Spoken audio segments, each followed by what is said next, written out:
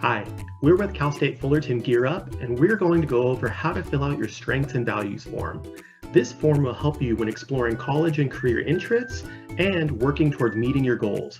You can access this form by going to tinyurl.com/ICCSP-strengths.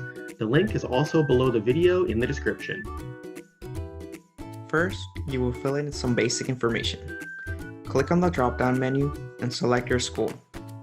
Then, enter your student ID number, and then your first name, and then your last name. Next is the Values section. In this section, you're going to choose your top 5 values. If you're not sure what some of the values mean, click on this link right here and it will take you to a PDF with all the values and their definitions. Once you've done that, click on the drop-down tool and then choose all the values. Next, you will choose your top 5 strengths. If you're not sure about your strengths, you can take an assessment using the Thrively link provided to identify your top 5 strengths. Once you're finished with the form, make sure to click on the Submit button at the bottom of the screen.